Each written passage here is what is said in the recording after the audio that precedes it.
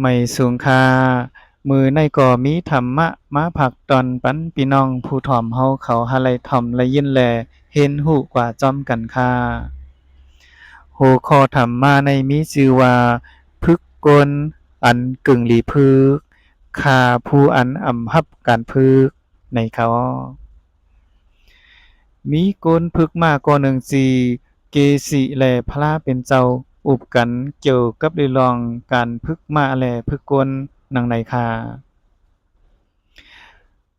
เนเกซีสู่เป็นผู้ลงแล่นการพึกมะมีชื่อเสียงหลังเฮาไขฮู้ว่าสู่พึกมะของสู่จั่งหือพระลาเป็นเจ้าข้าข้าผู้เจ้าจึงพึกมะซื้ออันป้อพึกไหลลยลอกลายโอนอ่อนพองลยลอกลายจามพอง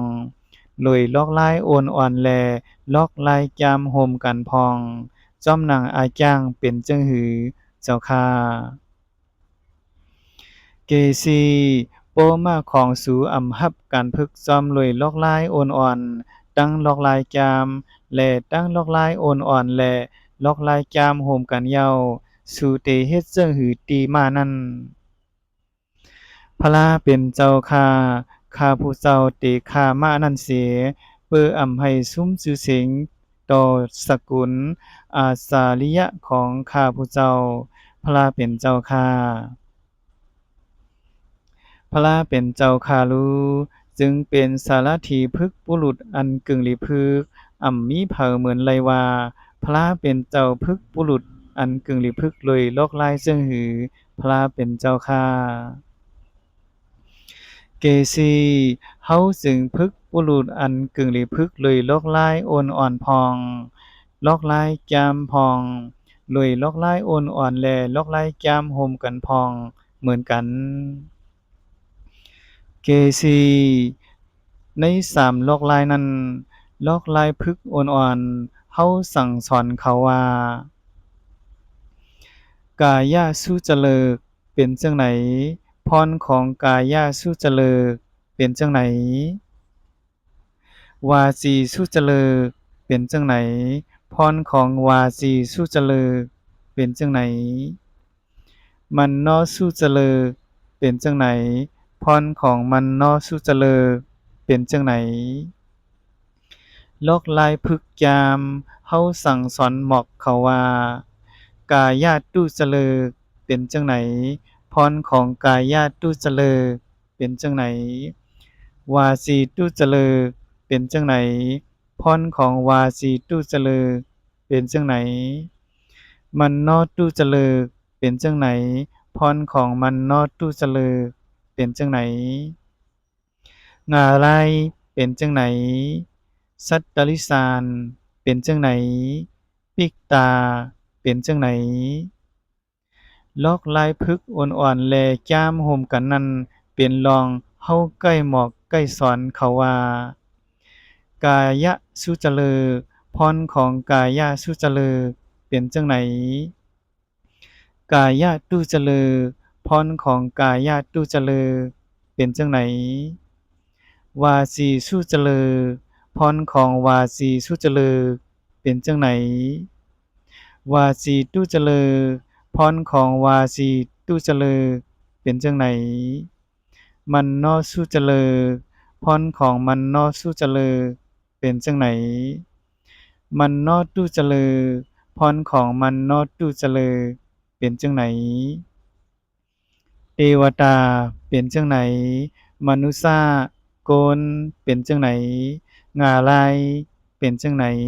สัตตลิสานเป็นจั่งไหนปิกตาเป็นจั่งไหนพระเป็นเจ้าค่าเพราะว่าบุรุษผู้อันกึ่งหลีพึกนั้นอำหับการพึกดังเลยลอกลายโอนอ่อนลอกลายจามตั้งเลยลอกลายโอนอ่อนแลลอกลายจามโฮมกันเย้าพระเป็นเจ้าเตเฮ็ดจั่งหือ เกษีเพราะว่าบุรุษอันกึ่งหลีพึกนั้นย่อมรับการพึกโดยลอกลายตั้งสามเย้าเฮาก็ฆ่าเขาเสียพระเป็นเจ้าข้าปาณาติปาตอันกึ่งหลีเฮ็ดใจข้าหือ เย้าพระเป็นเจ้าก็ยังลาดว่าเกษีเฮาก็ฆ่าเขาเสียเกษีปาณาติปาอันเฮาอำกึ่งหลีเฮ็ดแต้ก้วยว่าเมื่อปุรุษอันกึ่งหลีพึกยอมรับการพึกโดยลอกไล่ตั้งสามเย้าตัฏฐาคตก็สอนว่าก้นก็นั้นเป็นก้นอันกึ่งหลีกล่าวสอนกว่าแทง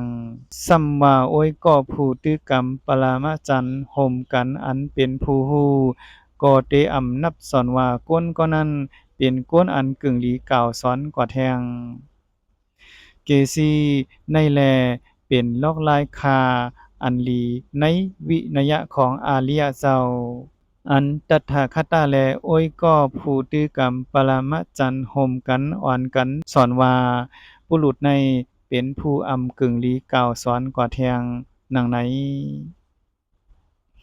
ขอสับแลง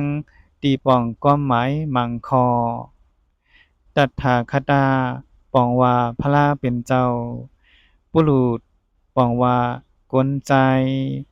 เกษีปองว่าสื่อก้นก็หนึ่ง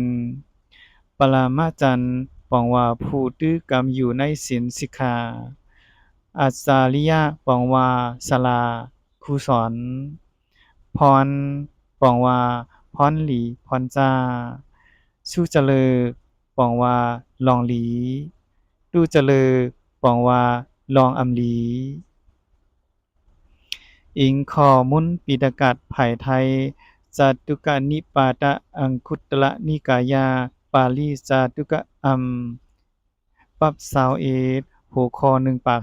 50หน้าเลขที่1ปาก11ขอไม่สูงตั้งเสียงค่า